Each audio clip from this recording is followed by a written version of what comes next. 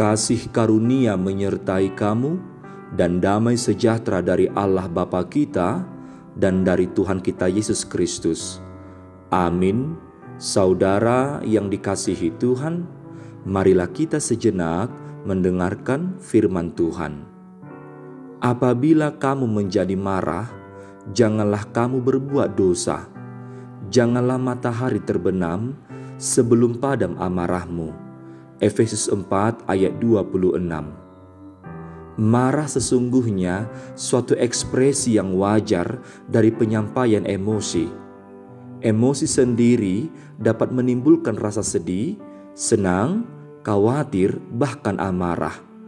Tetapi seringkali yang timbul dalam diri kita adalah kemarahan yang tidak terkendali, sehingga keluar ucapan-ucapan yang kasar dan tidak sopan dari mulut kita. Bahkan tindakan-tindakan yang menyimpang dari kebenaran firman Tuhan yang membawa kita kepada dosa.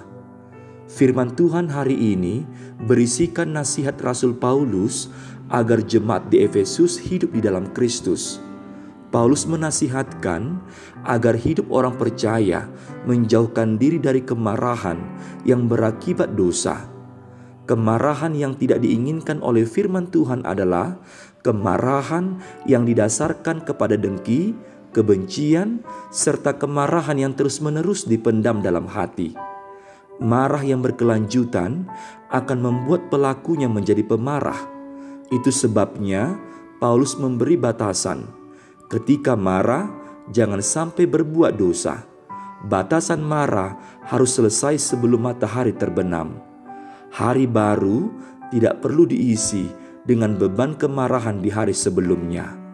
Saudara yang dikasihi Tuhan, kemarahan tidak dianjurkan di dalam hidup orang percaya. Sedapat mungkin kita harus menghindarinya.